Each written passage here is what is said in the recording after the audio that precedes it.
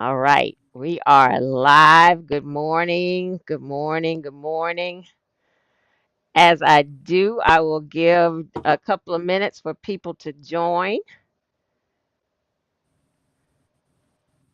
and hopefully, everyone is ready to get started talking this morning for our conversation. I know I'm ready. You ready, Tyshae? Absolutely, very Uh, much so. Very Okay. excited. All right. So we going to give it a minute or two. I see some folks joining. Good morning. Thank you for being here with us this morning. I got a thumbs up, so I know folks are out there. Good morning. Good morning. Good morning.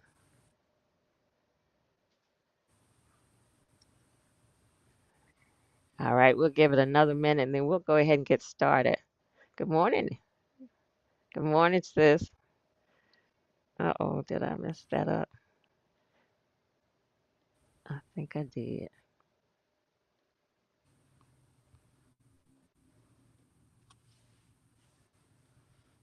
All right. That fixed something really quickly. Good morning, Angela. That was a good save. All right, let's get started. So, good morning, everyone. My name is Jewel Pearson. This is Miss Bohemian Soul TV, and this is the Creating Home. And I have a slide for this, so let me move into my slide. Let's see if I can make that happen. No, we didn't make it happen. I think it's there, but it's not in the screen. There we go. I'm working on some Yeah. technology this morning. There it is. All right, this is Creating Home, a tiny house series, and this segment is our conversations on intimate spaces. Every Sunday, I offer live content, and this is we alternate on Sundays between the conversation series and then the What's Your Question, where I answer frequently asked tiny house questions. So this Sunday, I am graced and honored with my guest, Tyshae Walton, and we're going to get started talking to her about her. Um, Journey in the movement, but kind of some background about what we do here on this channel. I built a what I consider a kind of fancy tiny house in 2015. And since that time, I have shared my journey, hopefully to inspire others who might be interested in the movement. And I also offer coaching and consultations and workshops to help others as they're trying to navigate their journey. And I serve up a lot of representation in the movement along the way. That's one of the things that I like to do. So it is my intent to build figurative and literal conversation and literal community that is inclusive and accessible. So if you find the information that I share here in these conversations to be helpful and the video helpful, please like it, share it, subscribe to the channel, and then turn on the notifications so that you will know when live content is happening and when we're doing some things over here on this channel. So please be sure to subscribe and like the what we're doing. All right, I am working some technology today. I want y'all to be so proud of me as I'm moving. I still got some work to do, but I'm kind of proud of myself. Good morning, But you making Tashay. it happen. You making it happen. I'm trying to make it happen. Like I got a whole production over here that I am having, that I am making happen in my head. Like I got a whole team, but the team isn't here yet, and so it's just me being the team. Coming into fruition. Absolutely, I'm speaking it into fruition. So thank you, Yes, ma'am. thank you for being here. Good morning, everyone. So, kind of to kick off the series, I believe that our homes tell a story about us, whether it's intentional or unintentional. And for most people that are in the tiny house movement, I believe that it's intentional. And I tend to think that our design, our home, it just tells a story about us and who we are. And that's what I want to explore in this conversation. I really feel like it is so much bigger than just the house when we talk about the journey to getting here and what those decisions look like and how you got here and all of those things. So that's what I want to explore in this conversation. So thank you very much, Tyshae, for being here to have this conversation with us. And please introduce yourself to the audience. Yes, ma'am. Well, first of all, thank you for having me. It's truly exciting to be here and such an honor. You've paved the way for us to make this happen. Well, thank And you. for me, girl from California, Los Angeles, California. I moved to Texas in 2017 to pursue my business and grow, and also to start my tiny home journey.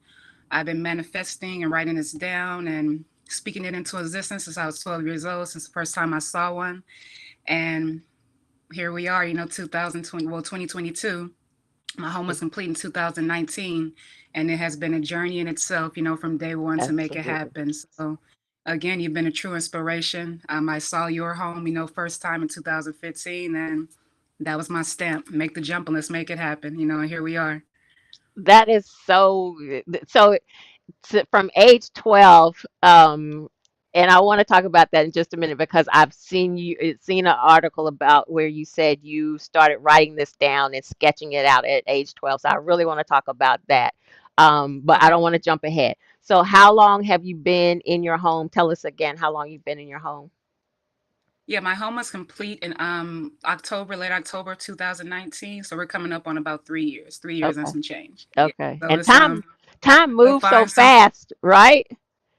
so fast and so slow because I still find something in my home just about every other day where it's kind of like, oh, okay, cool, I can make that shift in the house. It's just always something, that you find, inside and outside where it's like, oh, that's cool. I didn't know that they did that. All right, cool. So it's just a blessing. I'm just like a kid in a candy store still. Is this I'm living my dream every day. Absolutely. That's funny because I always talk about the tiny house remix, and so I'm coming up on 7.5 years. And like you, there's always something that I rethink or I might do over. Nothing structural Mm-hmm. because everybody always asks, "What would you do differently?" There's nothing structural for me, but there's Right. always an opportunity to make something, do something different, or to expand on something as your needs as you evolve. Your house can evolve with you as Yeah. well. Yes. So is Yeah. this the first home that you've owned? Yes, it is the first home I've owned on paper, and for me, that journey itself was very interesting because my parents, thank goodness, like very big on having your credit straight. Keeping your credit, at a certain place, and they're Okay. like, have your big purchase, as your home or your car, or just have like a big purchase to start your life that way. And Okay. I'm glad that I listened, because being an entrepreneur itself, you got to have your ducks in a row. You know what I'm saying? To get stuff on paper, in general, whether you're buying it cash or, financing the home. So yeah, this is my first property that I can call mine. Okay. That's beautiful. And that you said about your parents, I want to touch. I want to come back to that as well because I think that Mhm. that foundation is very important. Okay. So Absolutely. going to I want to share some pictures of your home. And Okay. I want you to kind of walk us through, give us the tour of your house and tell us the details of your house, all of the details. So can you see the screen? I can. Okay, good. All right. So how big is your house? Give us those details because they're going to be asking. Absolutely. Yeah. So my home is 32 feet long, 8.5 wide, 375 square feet. From floor to the top of my ceiling, maybe about 13.5 feet. On the outside structure, we have here the balcony on one side. My shed is on the opposite side.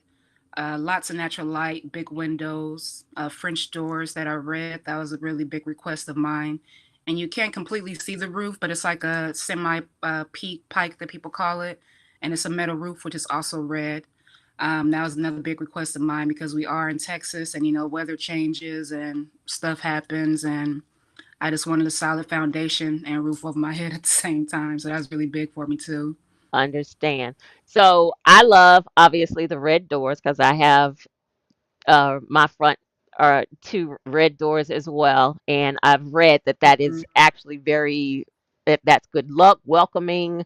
It's got a lot of significance in our community as far as Protection. Hmm. absolutely. So I love that.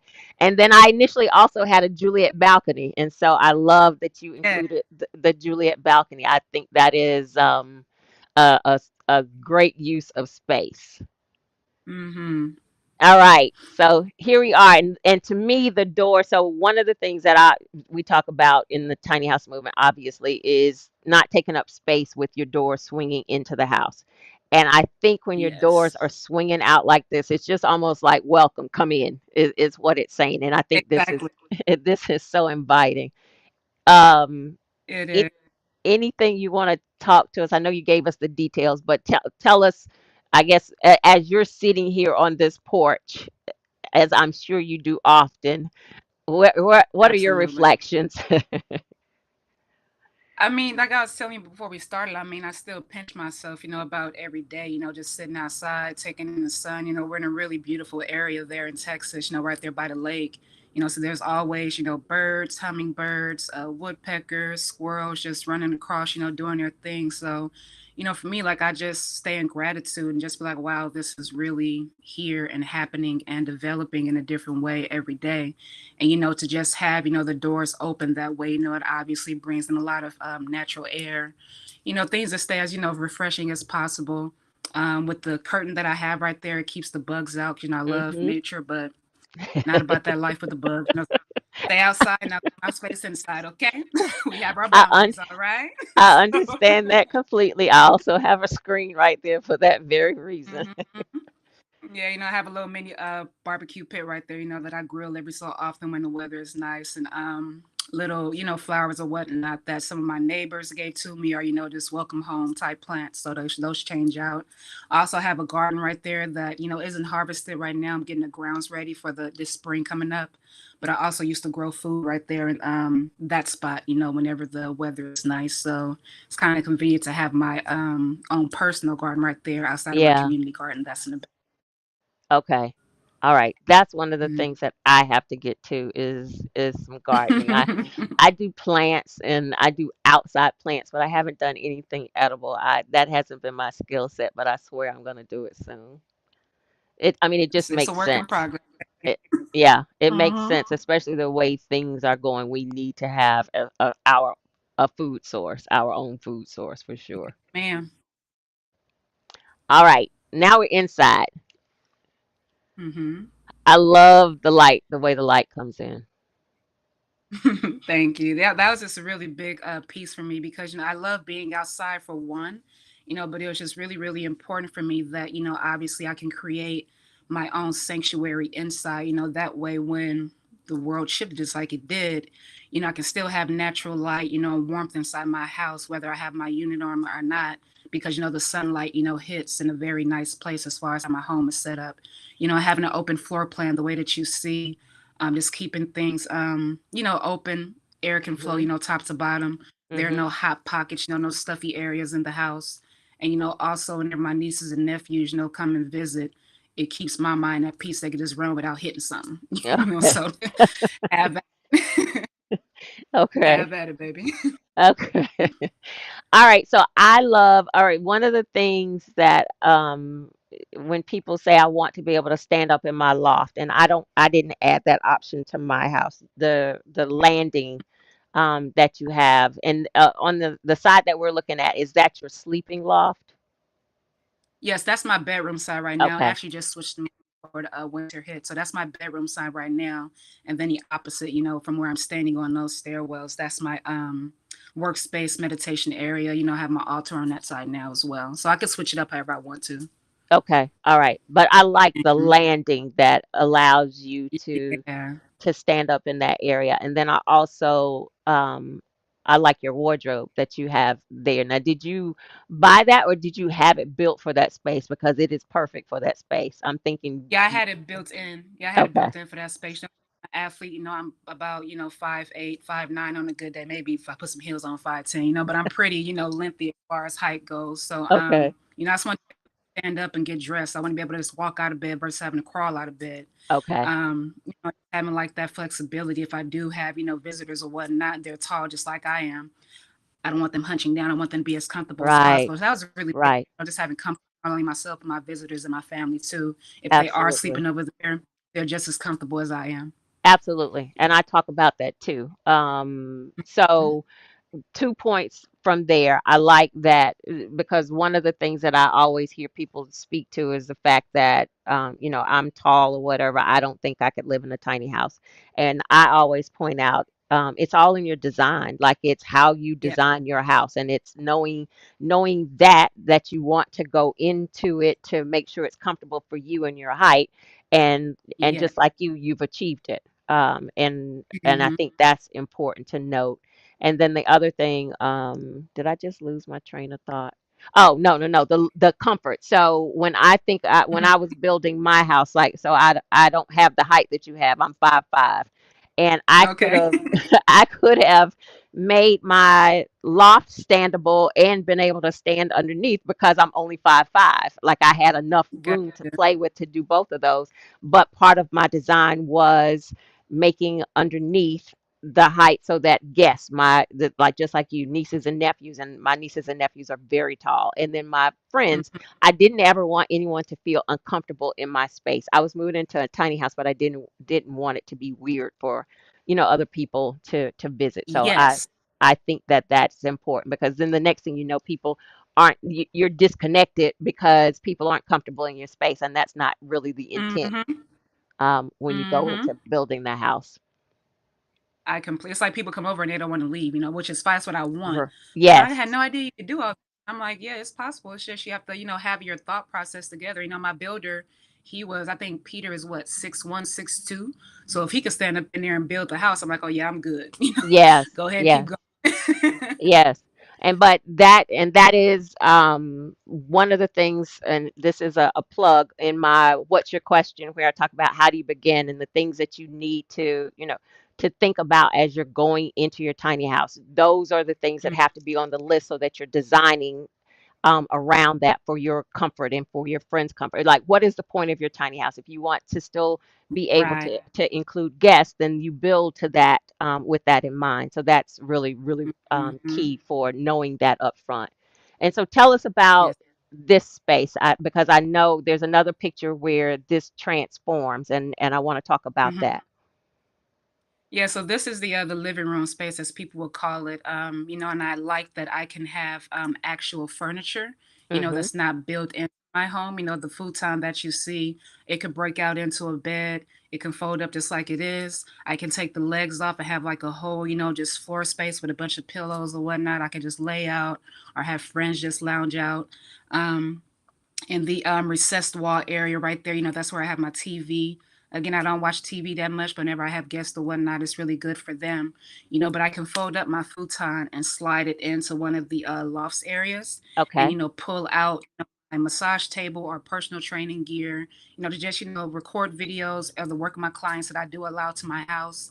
Obviously, fresh plants, aloe vera, stuff like that. But there's always a space for something, wherever I need to shift and work from home, whether I'm doing personal training or body work or nutritional counseling.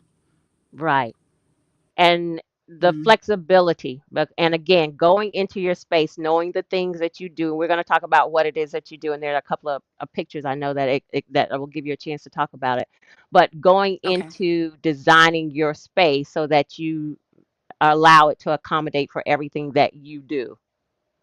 Hmm. Yeah, that was just really big for me because I always thought about just I obviously don't want to be in an office setting running my business all the time. Like I want the freedom to just pick up my house, hitch up or whatnot, and get on the road and head to the next spot if I want to. So that was just really big as far as just comfort, flexibility, being able to do what I want, within my sanctuary without having to worry about overhead. As far as running a business goes. Everything is right there in my house that I need. Right. And I think there's a key point Hmm. that you just made, because oftentimes when, people come and, they make the comment, as you start talking about how much you paid for your house, and they say, well, I could pay that same amount for, a conventional home. But the thing that you just Mm. pointed out, where you said if you decided you wanted to relocate, you have the flexibility to take your entire house with you in relocation. Everything. um, and Mm-hmm. and what you're doing then is finding where else you want to go, but you're still taking home, you're still taking your business with you, and you're not having to look Yep. for a space that's going to include overhead. And so there's so much flexibility in that opportunity that I think people don't necessarily gather as they're talking about Yeah. tiny houses. So I think that that's Yes, very ma'am. important to point out. This was, Mm-hmm. I found this picture in an article, so I included this picture because I just Yeah, I felt forgot about this, and I'm like, look, shoot, I forgot about this one. Shoot. that's what I'm supposed to do my research. So yes, I did Look, I my appreciate it. Look. I did my research. This to me just said you are owning your space. I am the queen of this space. So Yes, ma'am. I included this. And so behind you here is your bathroom, correct? Yes, ma'am. Uh-huh. Yes. Yeah, Okay. and it's a full bathroom, and again, I like that I can just stand up, I can stretch out my arms or whatnot, literally turn in a circle.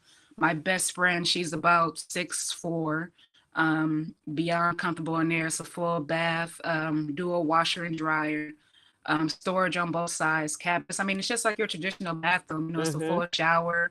The tub is deep. I can lay back.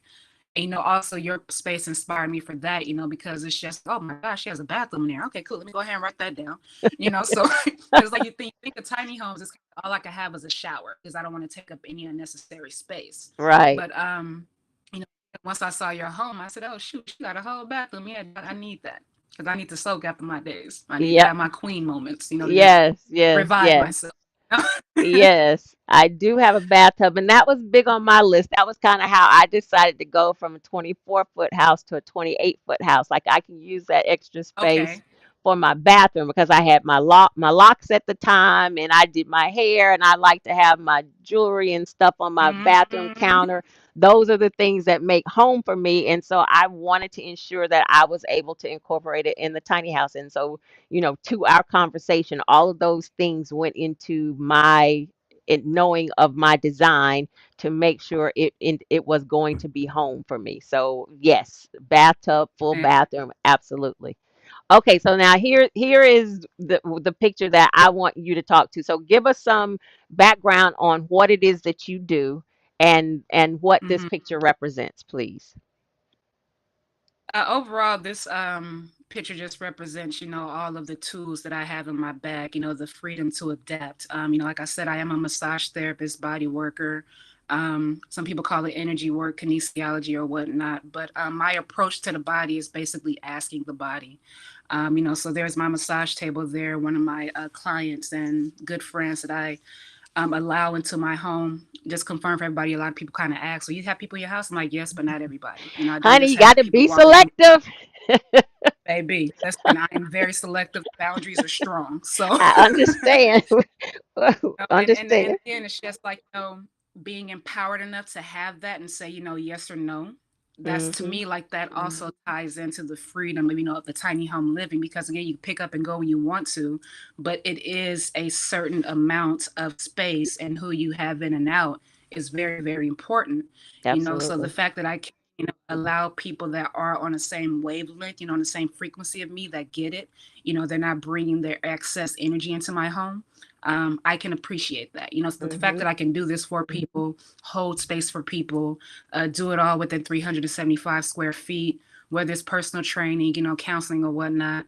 You see, you got the sage burning and smoke going up, natural light coming in on her, sound bowls and everything. So it's just, the ability to just be of service to people, and Mhm. also know how to be of yourself first before you try to add value to somebody else. Because if you're not right, how can you help the next person?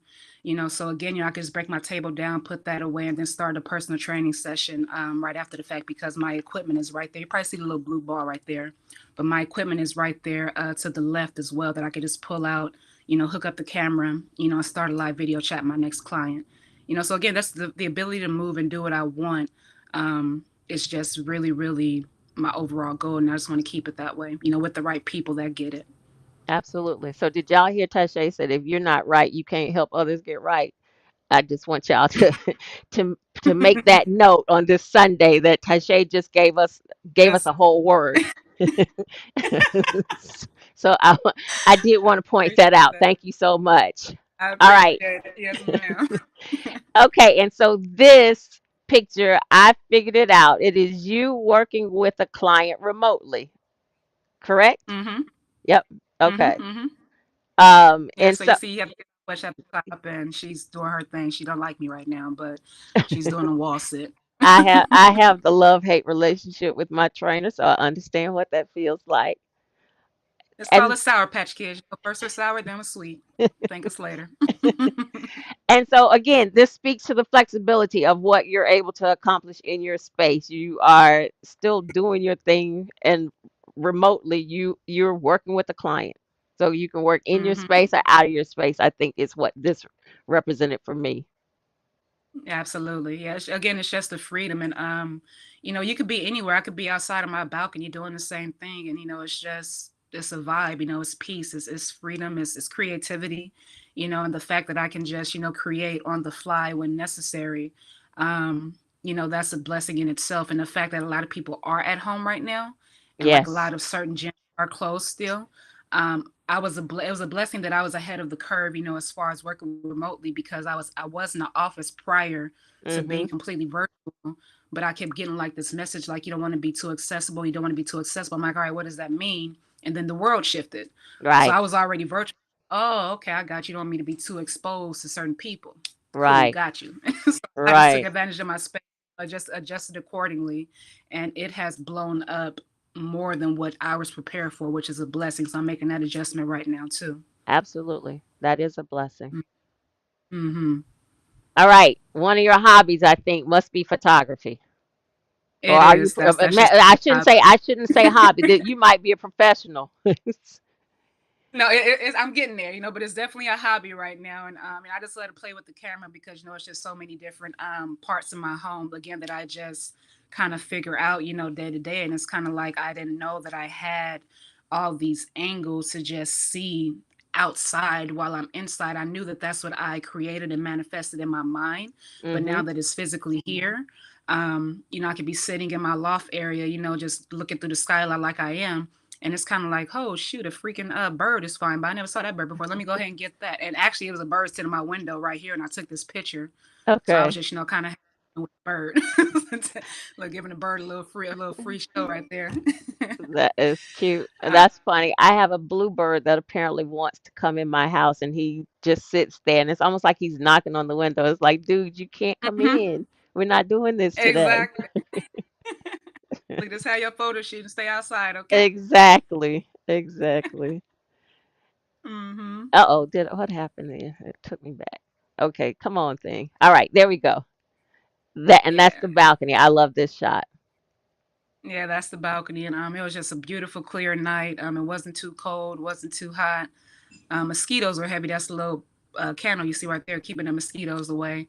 But it was just a beautiful, clear night, and I was just outside already, so just vibing on my balcony. My neighbors were outside doing their thing too, and again, just the space to just create and be in tune with nature while you're outside in a certain sense. Just having that ability to do that, it's just really fun for me. Just do Yeah. how I want that, do however what I want, how I want. Yeah. Yeah. Very cute. Yeah. Yeah, and Your this bird? picture right here, actually, that was my bird. Oh, I okay. have a friend in Honduras, and that house behind you, that's actually a tiny house, and that also gave me like another affirmation to start my journey as well. This trip happened, I want to say it was like 2016. Yeah, Okay. it was 2016, and I was in Honduras. And again, the house behind you was a tiny house, Okay. gorgeous tiny house on the water. And I kept my bird there with her because it's just a space for the bird to just be free and do what it wanted, and it's still there. But that was just like my trip to kind of just keep putting my ducks in a row to make the tiny home live it happen before I moved to that following year. Okay. All right. Just kind of the manifestation was happening. Confirmation. Did, did I lose you? Are you still here? Oh yeah, I'm still. You were breaking Okay. up a little bit. I hear you now. Oh, okay. I said, yeah, the manifestation of your journey was still happening.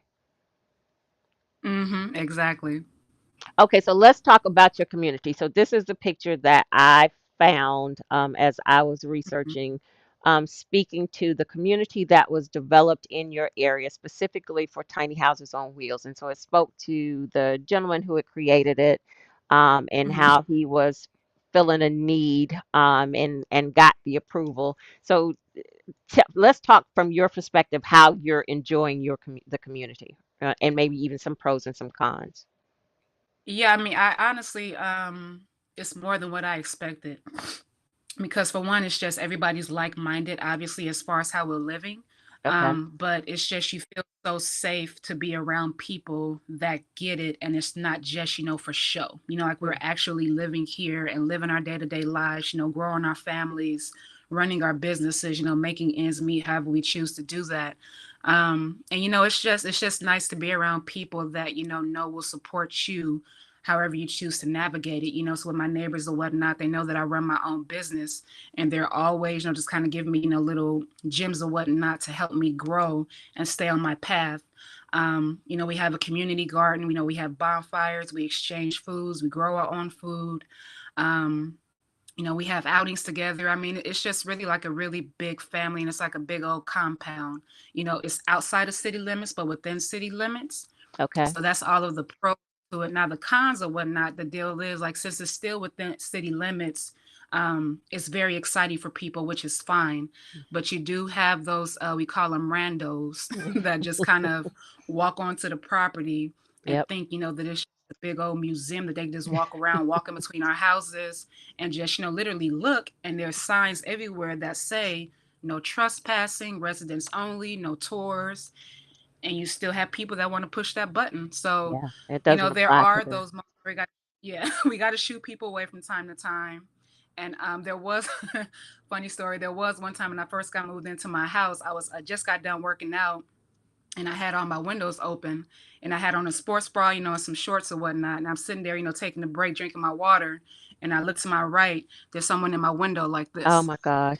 So, so thank goodness. So my neighbor, he's a pretty big guy, strong big guy. He saw the guy, or the couple, and he was like, "Hey, can I help you?" And, he shoot him away or whatnot. But he was like, "Man, we live here. That's a woman. She's up in there in her privacy. You all up in her window." They apologize, but it's just It's like you the have those rules go people out the that window for them for some reason with a tiny house. it's like, We're yeah, yeah, it's like their mind get excited and they just want to just have at it. And it's just, dude, we live here. We pay rent. We got yeah. kids. It's just don't do that. And again, this is Texas. Don't do that, baby. Don't. You just can't walk up on people's houses. Like, Right, right. like, can I follow Yeah. you to your house? Look at your house. Like, Yeah, I've had that a lot where people even get angry that you say, can I come look in your house? And it's like, no. And kind of to your point, mm-hmm, would you expect to do that to someone in a conventional home? You'd never go to their door and ask them to mm-hmm, let you in their house. And then, mm-hmm, they get angry about it, but it is, and even to your point of energy, like I don't want everyone in my house, and it is, exactly. for whatever reason they feel like a kid and maybe it's a toy, but this is actually, someone's home. And I've had that conversation a lot about being respectful of someone's space and recognizing, Yeah.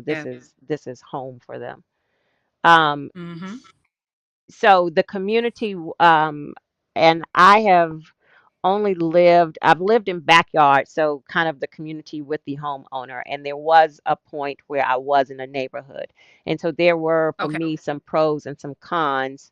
Um, there were some pros and some cons for me in that I enjoyed having access to people in the stores and that type of things. But it was also there was a lot of vulnerability, like what you're saying, with people having access to me and feeling like they could just come up to the door and ask questions, and I should oblige them, the answers. And so Right. there is that. But I've not lived in a full tiny house community. And so that is, one, I do want to build community. I don't necessarily know that I want to specifically, like, I don't intend to move my house anymore anyway. But I don't know Okay. that I want to live in a tiny house community, but I want to create tiny house communities to make it accessible for people. Um, Yeah. so there was a comment in the chat that I want to talk about before we start talking more about your journey, where somebody said Okay. that tiny houses were nothing but campers or RV on wheels.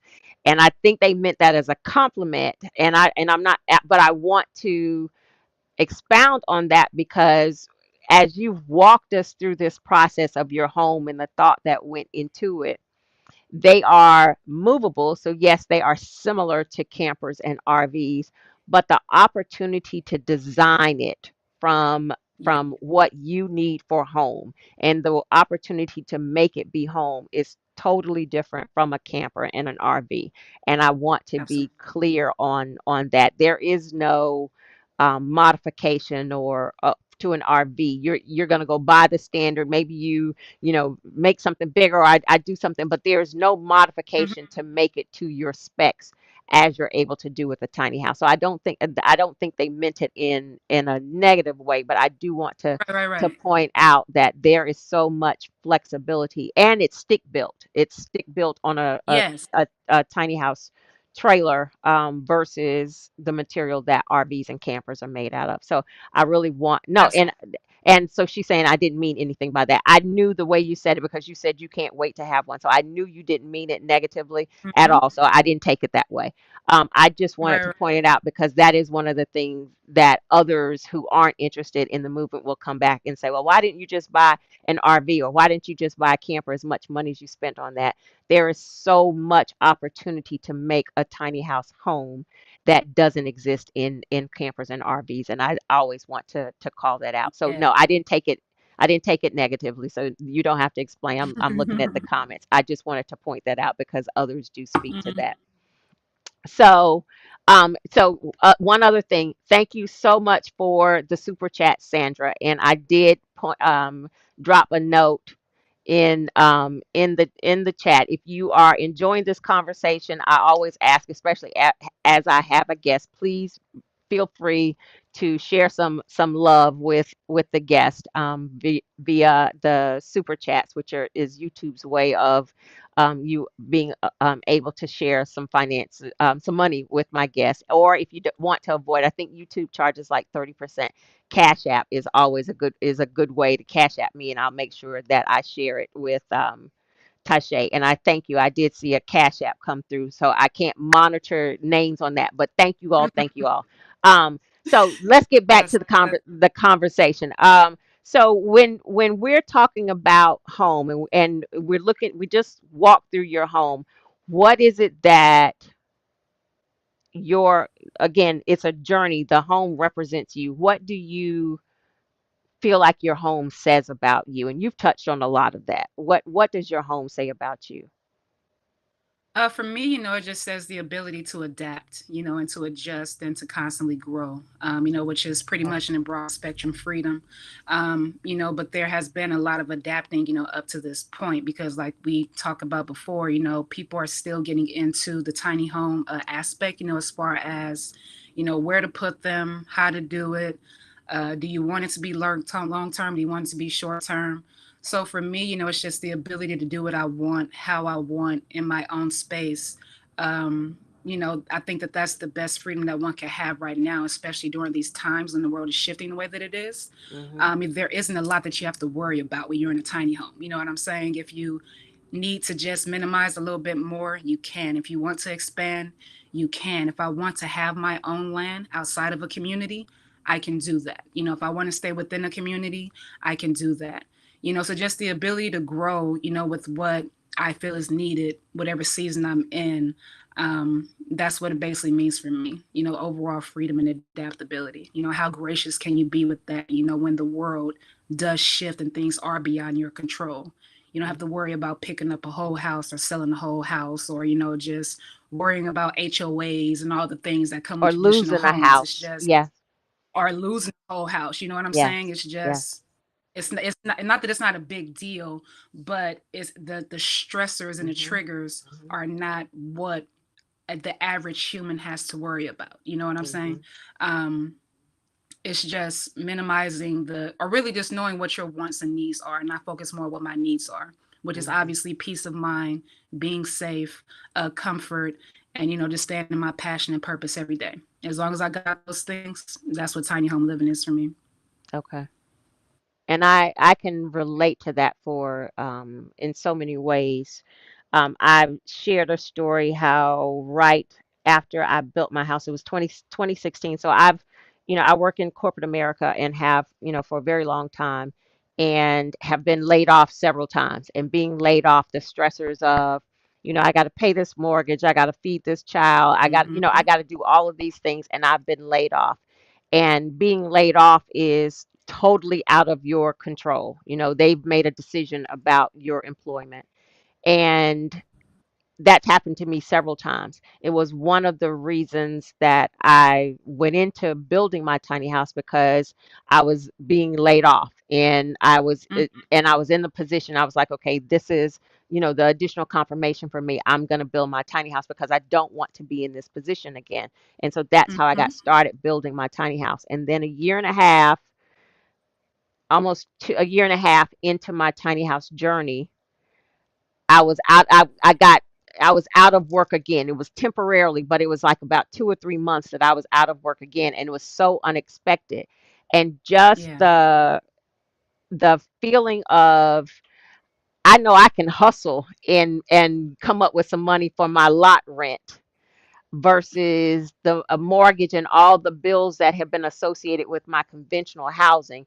The level of stress that I felt, stress was, Man. and it wasn't like I wasn't concerned that I still needed to find a job, because I still needed to have a job. Oh But yeah. the Right. Right.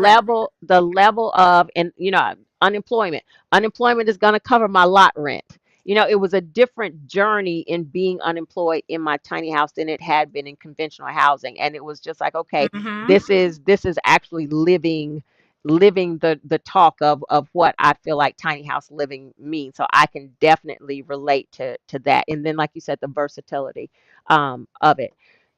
Absolutely. I agree with all of that. There's a lightness associated with it, that Mm-hmm.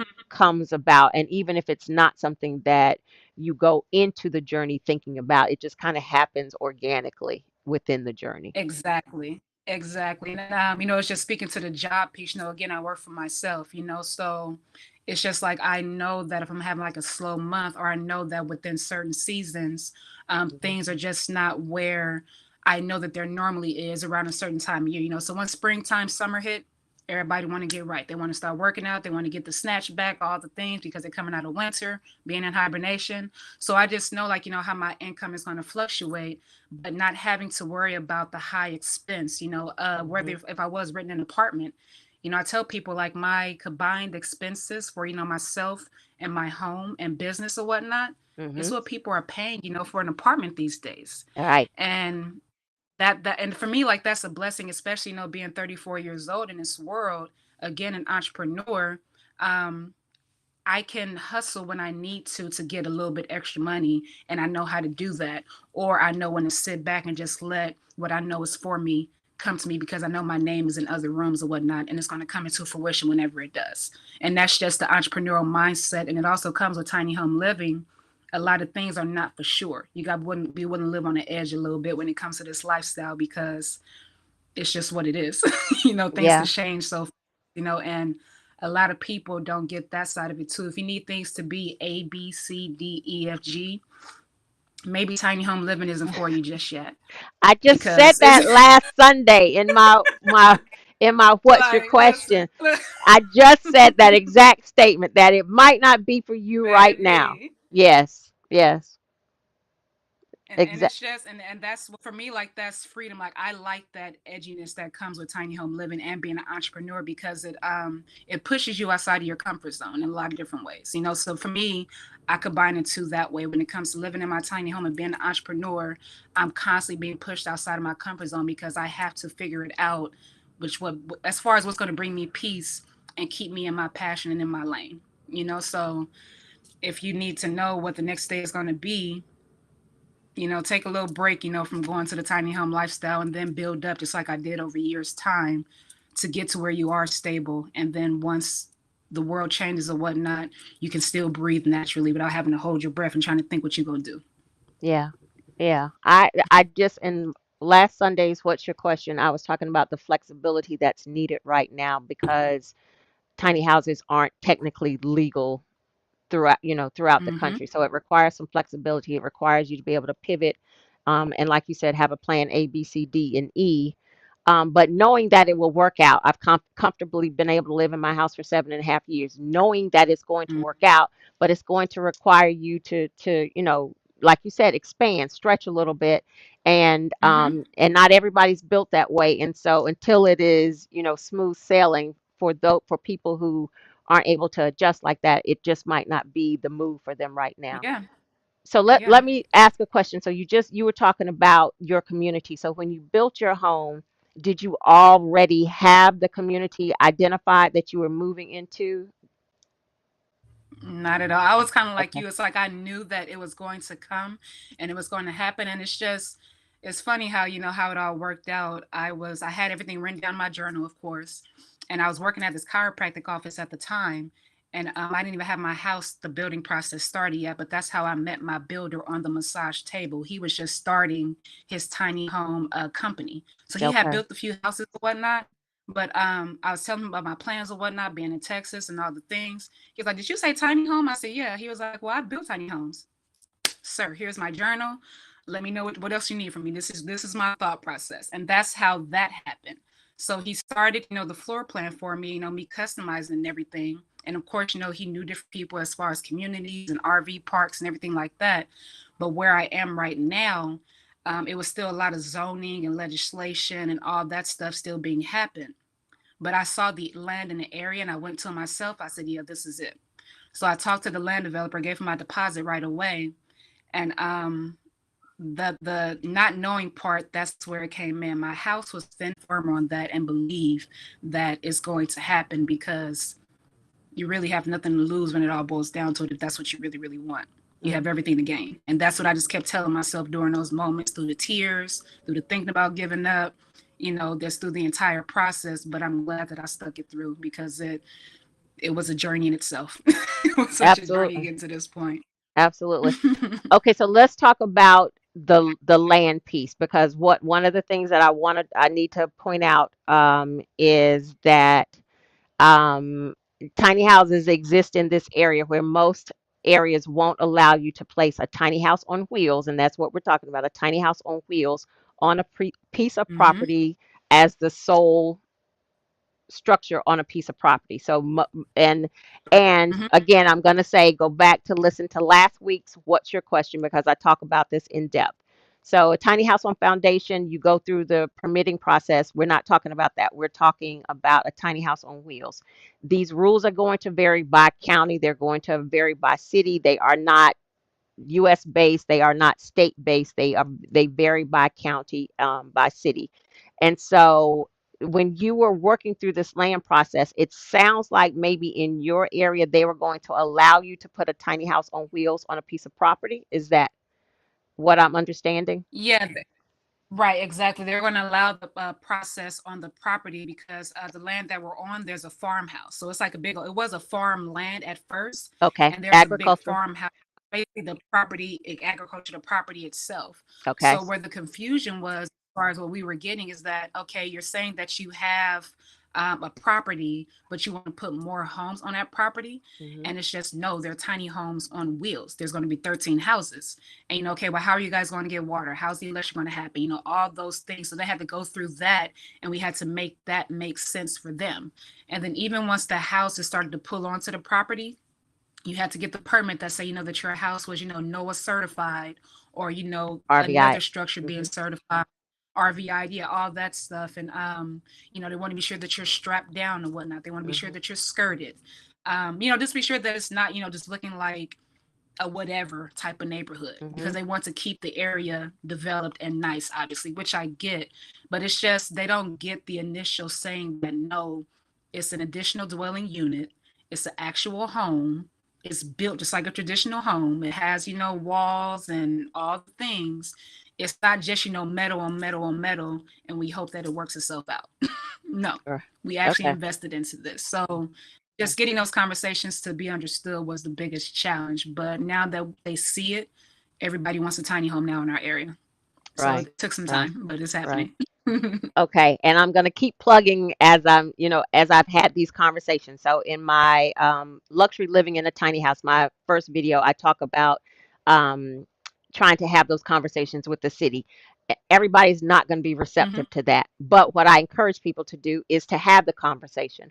In last Sunday's video, Yes. I share ways to have the conversation, not necessarily, calling to ask questions. Until you ask questions, you don't know what the answer is. And becoming an advocate to have those conversations so that you can be possibly the person that creates change, and that's what it sounds like happened Hmm. here, because you all created Hmm. change. It wasn't something that they were initially open to, but through the process of conversations, then this happened. And so again, that's why we're having these conversations.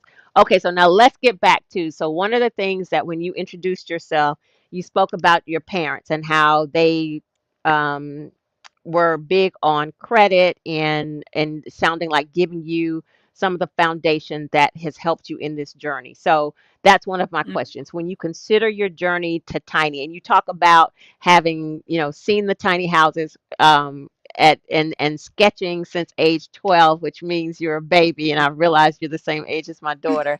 Um,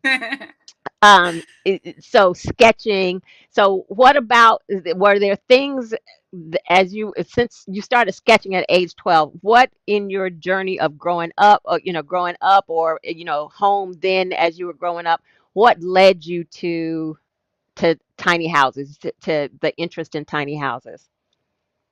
Yeah, overall, my parents is very open. We always had these conversations. I just noticed just growing up, like my father, he was a construction worker, so he was, always out, doing his thing, just construction, home, plumbing, electric, and all that stuff. And my mom, she worked for the government at the time. She was just always busy. We had a beautiful home, but I noticed like how they just worked and then came back home to sleep. They worked, came back home to Mm-hmm. sleep, and obviously keep a roof over our head. So I Mm-hmm. remember one day I asked my mom, I said, Mom, if you can change one thing about your lifestyle, what would it be, as far as, job to home? She said, I want to work from home all day. I was like, Okay. oh, okay. And then I asked my dad, I said, well, for you, what would it be? He was like, well, I just want to be able to build homes around my own land. I was like, all right, cool. I said, well, I saw that tiny house in Vegas or whatnot, and I think I want to do that when I get older. So that's how the conversation started. My dad, he was already a construction worker. He laid the foundation as far as, okay, by the time you're this age, this is what lumber will be. This is what, maintenance will be. This is what labor will be. He just gave me all these projections. And then my mom, she was like, okay, you about to go to college, we eventually to play basketball. She said, don't fall into that hole of all those people giving you credit cards and, doing all these things, blowing through your money. She said, keep your credit straight. That way, if you do want to purchase your first home, whether it be tiny home or traditional, you're clear in that area. She said, and you're going to work for yourself. So you got to have your bookkeeping right. You got to have your numbers right. You got to know your numbers. You got to just be on your P's and Q's in that way. So that's how that started. Now, as far as the tiny home living itself, when I saw that tiny home in Vegas at a basketball tournament, it was this older guy. Maybe his house was maybe 24 feet long, right under 300 square feet.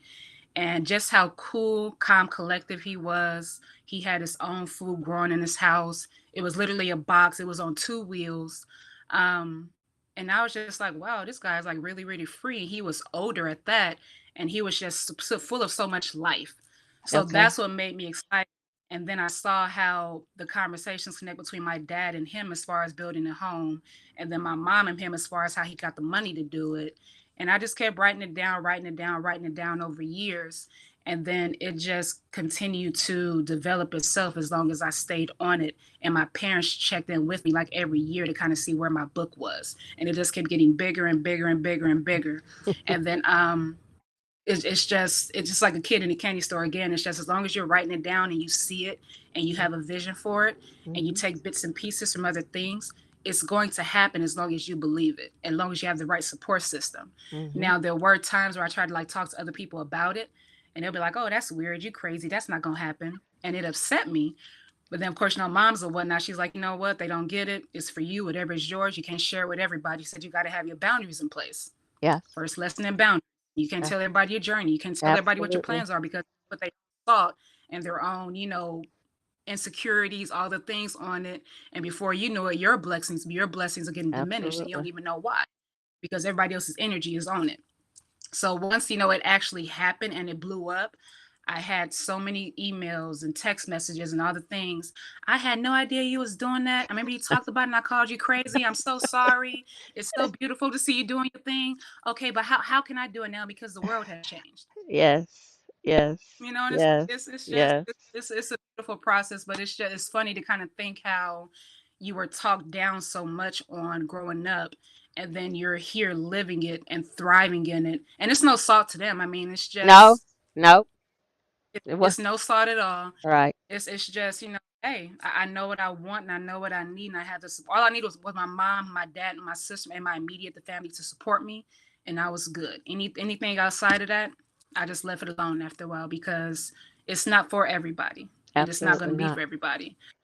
And And they're that's not going to just what my parents understand just it. continue to say on it.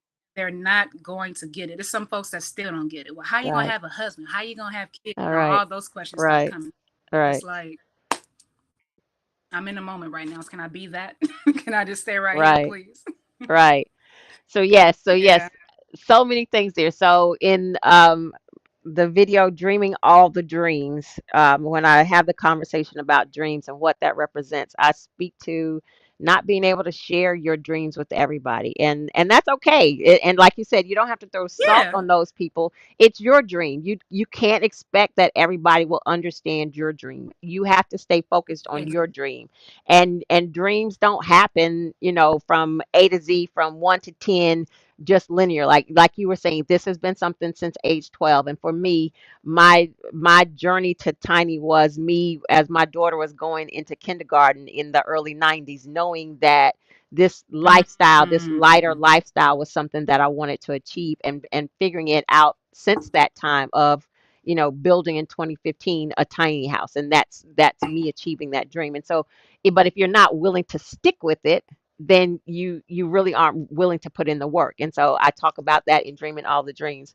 And Adika and I Yes. talked about that piece of, people speaking to, um are you going to get married, and she's around your age. And I shared the story then with her of a guy where I was parked in the backyard, and the guy was a roommate of three in a house that only had one bathroom. He's a roommate Yep. of a total of three strangers.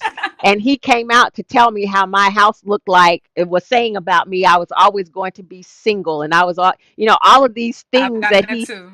that I've he gotten that said that too. my house represented. But you're in a house sharing a house with two other strangers with one bathroom, and Mm-hmm. my house is bigger. But you're projecting, you're seeing something from my house projecting of on me, versus understanding I'm in peace. This is peace over here. Exactly. This is Exactly. this is peace, and it's the flexibility that you spoke about.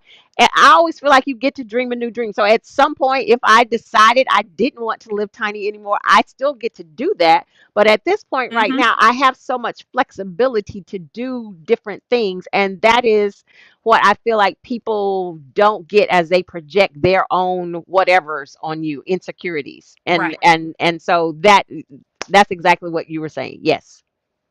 Yeah, Yes. it's all those things. It's just like if you, again, it's just taking a step back, whether you're in a tiny home or not, and just allowing it to be what it is for you. And just Yes. like I had to tell one guy, he was like, oh, you said in a tiny home. I said, yes. He was like, oh, so you don't want any kids? I said, did I say that?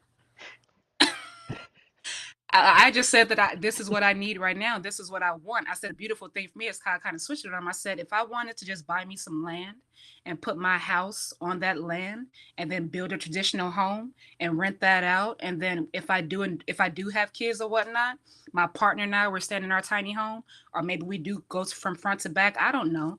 But at least my kids will have more than just a house. They will have land that they can have. I can expand that way. I'm not thinking about expanding as far as, this big old house. I want them to have something that they can literally be connected to for the rest of their life, and they Hmm. can pick this up when they want to and do what they want with it. To me, that's the ultimate freedom without having to have so much of the world structurally be involved on how you move. You know what I'm saying? Hmm. So he was like, oh, I didn't think about that. I said, yeah, exactly. Just take a step back for me and bring it down for a second, okay? That's all. But but even with that, like think about how many people with families actually still live in a tiny house. They have kids, whole families, and some Exactly. some of them it is their lifestyle, and it allows them to travel. They homeschool the children. They're spending more time in getting to know their Mm-hmm. family and getting to know their mates. There have been families in the movement who had a finite timeline of we are doing this tiny house thing for maybe 5 years because we're stacking our papers, Right. because we're building a big house and we don't want a mortgage, so we're saving our money to build this house. it Yeah. is it is thinking outside of a box, and it doesn't have to be this is my forever, or it could be your forever, but Right. it's how it works for you. And it doesn't mean that you have to be within these limitations. And somebody says strange how limited people think. Absolutely, because So true. I So live in a true. tiny house. Does that mean I can't have a child? Like, what, how do you get that? And Absolutely not. and for me, it's the people. One of the things that kind of I've gotten to a point where I laugh about it when people start talking about, oh, you live in a tiny house, and they start doing this thing, and I Yeah, yeah, realize yeah, they yeah, think yeah, yeah. It's I live like, in a box. Oh, you live in. It's like, okay, like we may or may not be able to go further in this conversation as you're doing this thing. So, yeah. yes. But what I know is that once they start doing that, I feel like it is representative of how they're going to think. And we're probably not going to be able to exactly this. Again, Oh, we're not you on the live. same wavelength, and that's okay.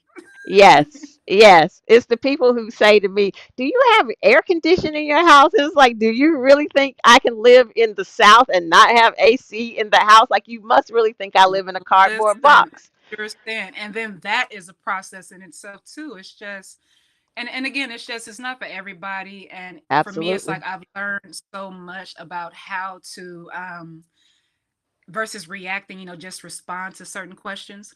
Because there are certain times I just want to say, what, you know what, you really pressing the button right now. But I'm gonna stay gracious. I'm gonna Right, do what my mama told me. right, And right. go back to that level, because it's just, again, it's just people will dump their insecurities on you so fast, intentionally and unintentionally. Hmm. So it's just, you got to be willing to have those conversations too, which is why I'm so grateful for this, because it's going to get out there how it gets out there. And if it's for you, great. If it's not, even better.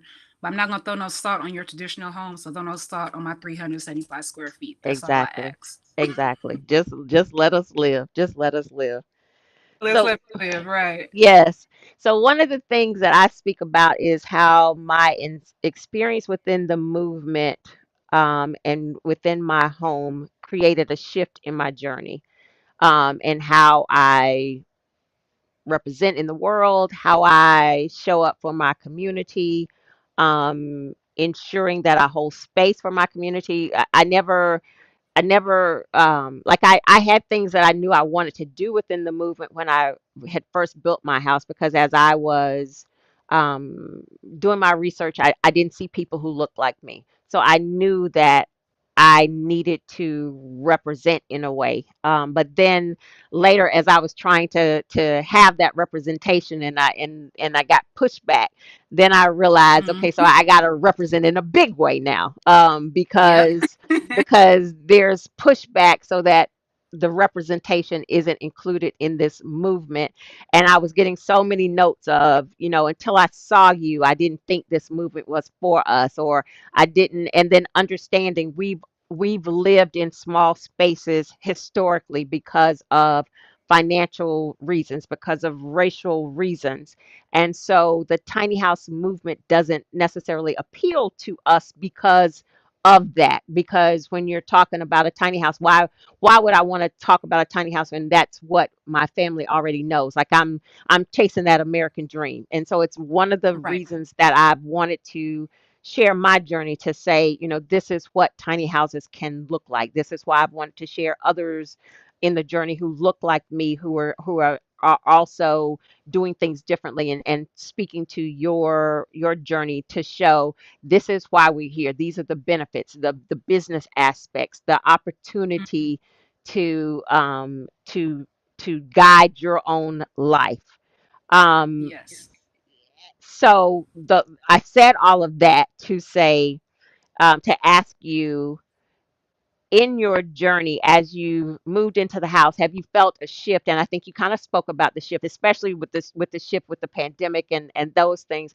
But have you seen a shift in your journey, kind of overall in your value system, in your value system from how you started and where you are now?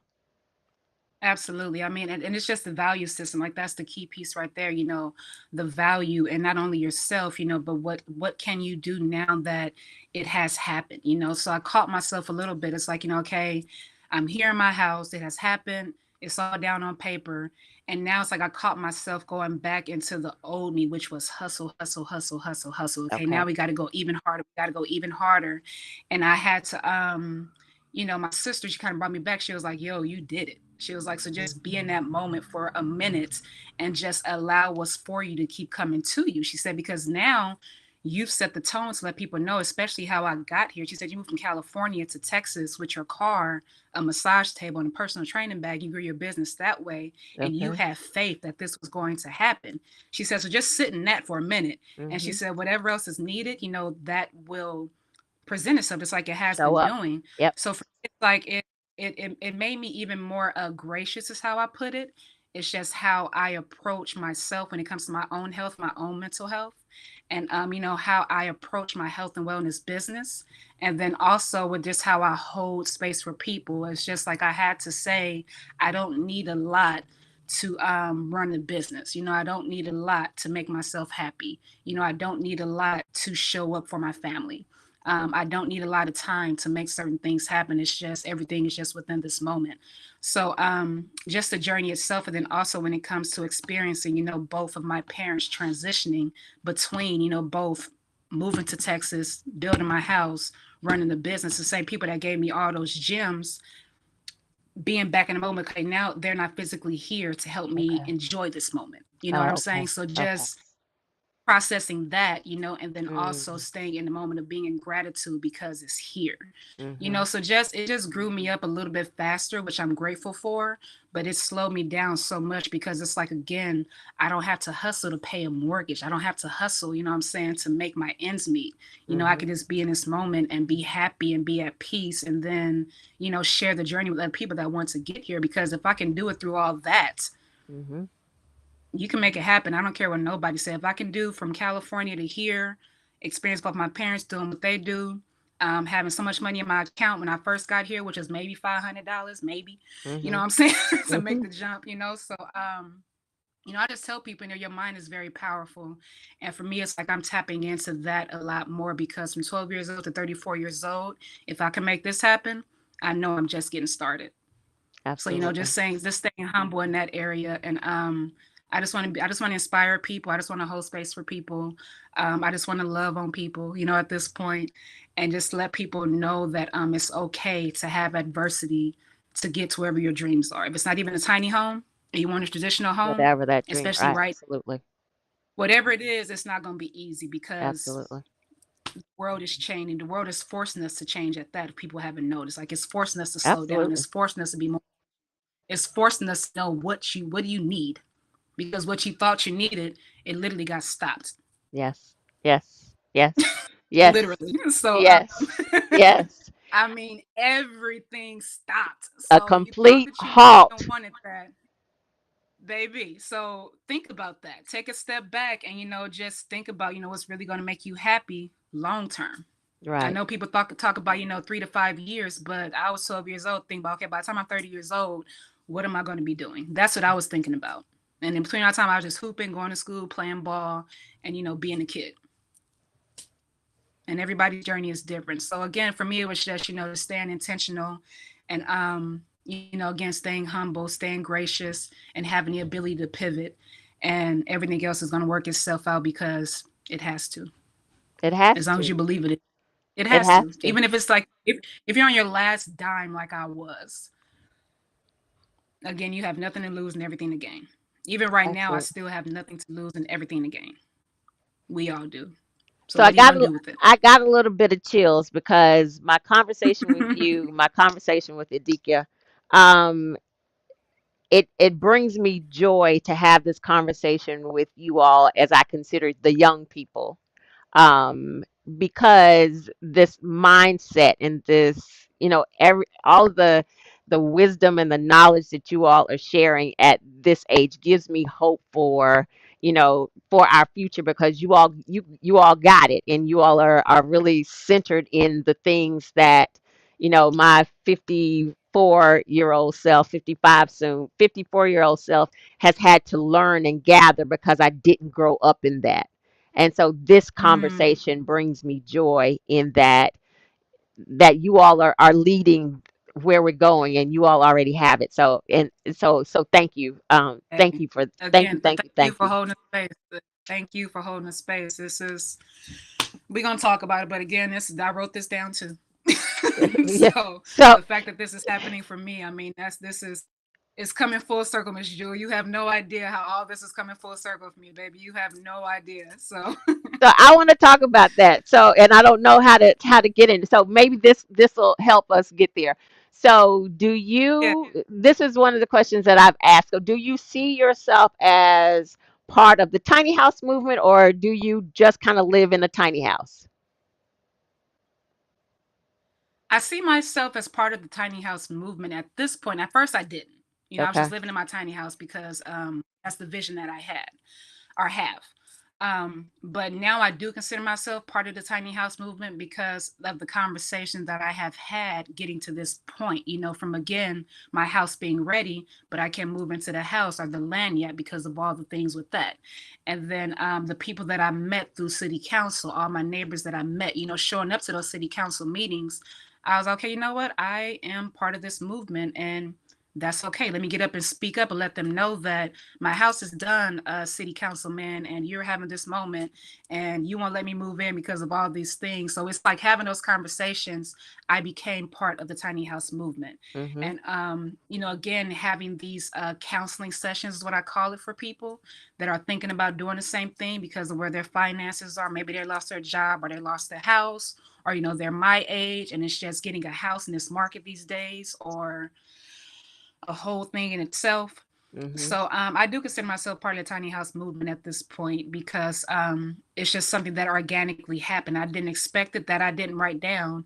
It's just what was presented and put in my way. And I said, okay, you know what? Let me just go ahead and put on that cap too. And whatever happens, whatever conversations happen out of it, it will. Absolutely. Absolutely. Okay, so let's have the other part of the conversation, because you've said this came full circle for you, and you shared a bit, and I kind of have just kind of been like, whatever you're talking about right now.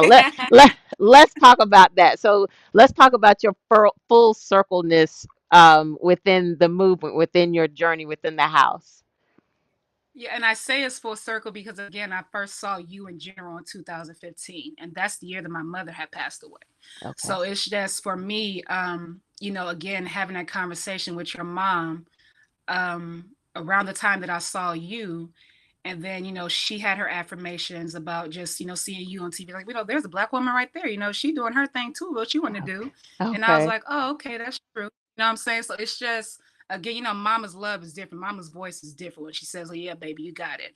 What I'm saying? So it came full circle because I wrote down your name, I wrote down where you were in your journey at that time, and I literally said, I don't know how, but I got to talk to this woman and just pick her brain, or just know how, why, what does she do.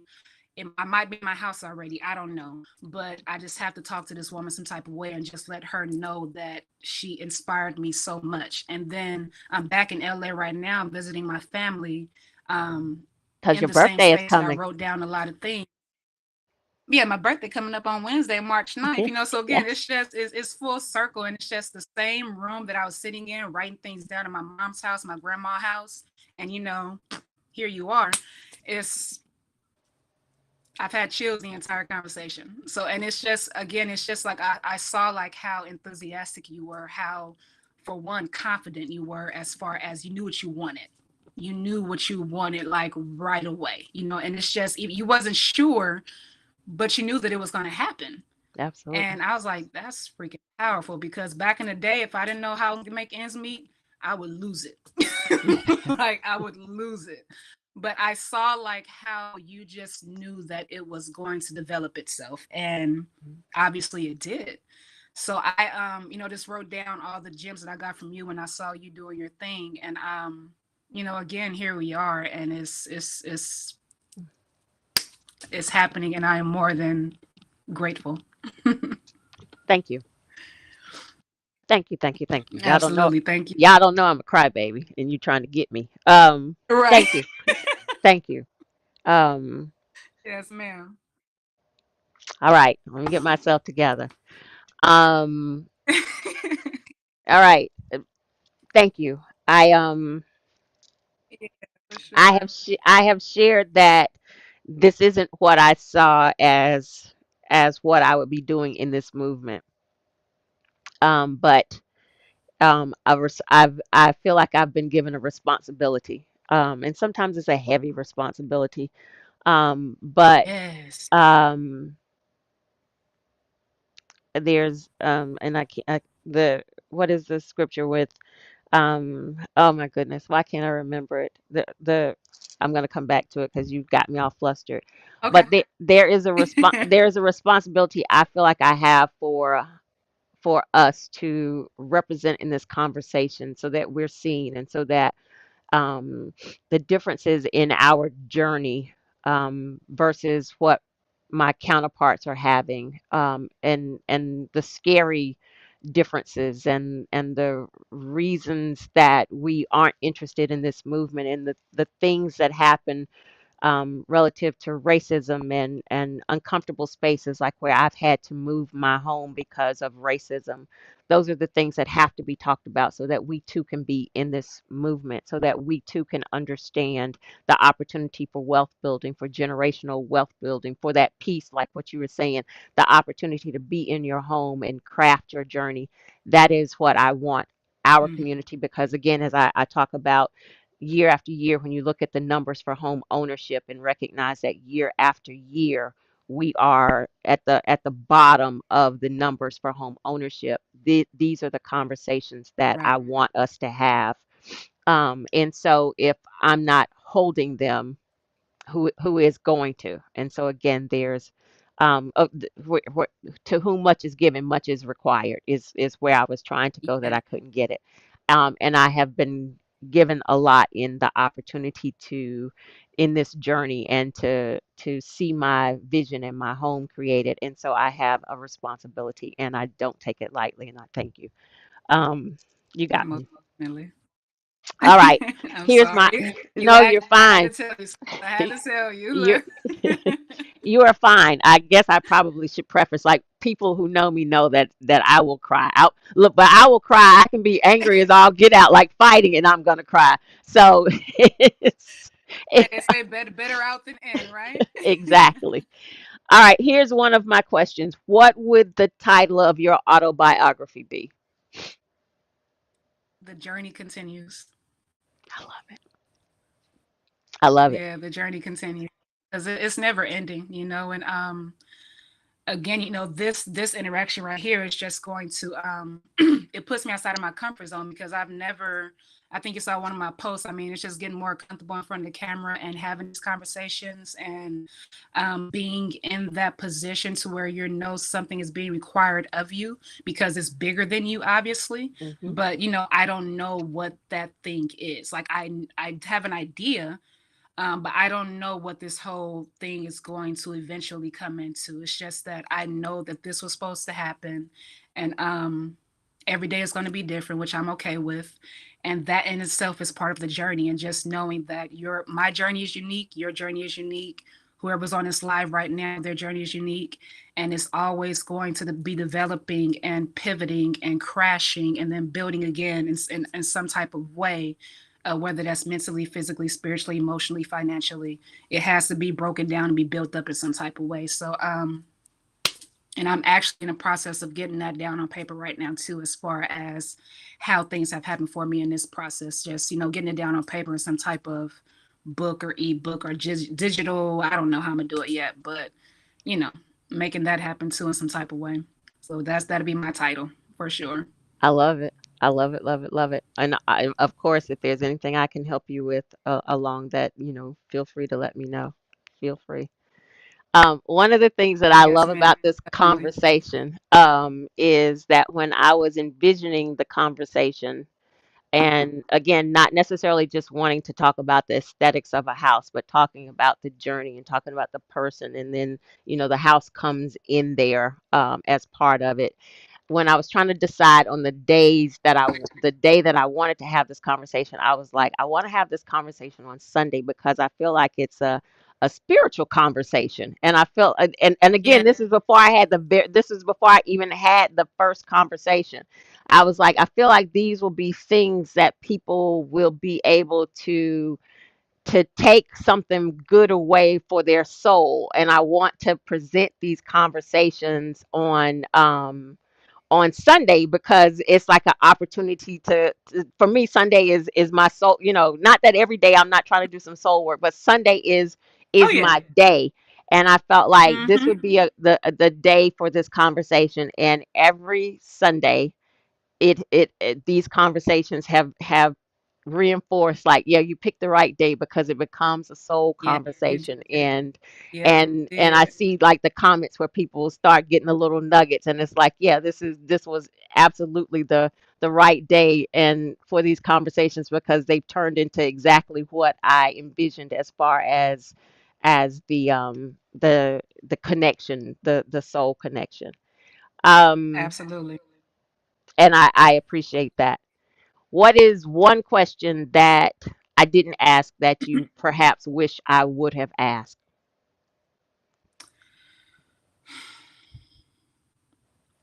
I think that everything that you didn't ask, we somehow touched on it, during the conversation. So and it just organically happened, just like our journeys have, I feel. So nothing that I could think of right now. All right. Yeah, I Tiff, think it's just been flowing in a pretty nice way. yeah, absolutely. Tiffany, absolutely. So I see your comment: to whom much is given, much is required. And that's exactly, and it did come to me. Tyshae got me all Yeah. thrown off and I couldn't come up with it, but I did recover and come up with it. But thank you for helping me out there, because I was a little lost for a minute. All right, so share with us. So you do your the work that you do. Share with us, and I'm going to include it in the description of the video. So before somebody says, "How do I get in touch with her?" Share with us your social media accounts, the how people get in touch with you to connect with you for the work that you're doing, how they support the work that you're doing. Yeah, I only have one really main connection, which is my Instagram. You can find me at the letter N only underscore my underscore zone underscore. So in my zone, basically. And from there, you'll see my email address in my bio as far as how you can contact me, as well as my number will be on there too, depending on what you're asking for. I don't have a Facebook, so there are like a lot of Facebook pages out there that are, taking my pictures and doing this thing and, whatever social media does. So I don't have a Facebook. I don't have anything other than Instagram right now. My website is under construction. That is also in myzone.com, letter N, myzone.com. It's under construction right now because, like I said, I am blessed to say that I am more than booked for the rest of this year and going into the Oh, following year. Business, yeah, major blessing. So I'm just finding ways with my digital guy right now to just make a subscription process that way. Since my one-on-one time is pretty much fulfilled at this point, I still want to find a way to reach people and be in contact with people. So I'm in the process right now making a subscription service for both personal training, self-help therapy, nutritional counseling, um, just holding space for people, whether that be a 15-minute conversation or whatnot in between my days. But getting all that together and getting digital books created and all those things too to get out to people. So again, that's my Instagram, that's my website. You can't book anything on the website right now because again, everything is just locked and loaded. But once I do have my website back live, you'll see that on my Instagram once everything is back up and running, as well as the subscription process. And I'll break down how you guys can get in contact with that if you want to subscribe to any of those services that I provide. and I will share all of that information in the description of how to connect with Tyshae. So If you didn't get it Thank here, it's going to be in the description for you to connect with her once I have an opportunity to upload the video and make those updates. And so I thank you so much for joining me this morning. I thank you. Yes, Angela. Angela says you're booked and busy. Absolutely, and that's what we want. Booked and busy. And I'm grateful Yes, that you ma'am. are booked and busy and are flowing in your calling, and that's a beautiful thing. So I thank you for joining me this morning or this early afternoon. I thank you for sharing yourself with the audience. I thank you for this conversation. I know there was a lot that I got out of it. And so I know that, Okay. people who are in their journey and are aspiring to tiny houses, again, these are the conversations that are not about building the house, but the person and getting there and the things that they've gone through and their thought process and to like the piece where we were talking about not sharing your dream. There's so many things that go into this, and it's so much bigger than the tiny house itself. And so I thank you for sharing with us this morning Thank your you for journey. having me. And It's been a absolutely, blessing and a pleasure. absolutely. And so I wish you a very happy birthday. And I, of course, have to share. I need to share my slide here so that I make sure people know how to connect with us. So I'm doing every other Sundays, and so one Sunday is the conversation on intimate spaces, like I just had with Tyshae, and then the following Sunday is the What's Your Question, where I am answering frequently asked questions. I'm not answering them in detail. I'm just giving you enough pointers to help you on your journey. I can't give away the entire game um, on on YouTube, but I'm trying to help people get to their journey and get to tiny house living. So, Tashay, thank you again so much for being here, and I hope everyone has a great Sunday. Yes, ma'am. Thank you. Everybody be Thank you. blessed. Thank you.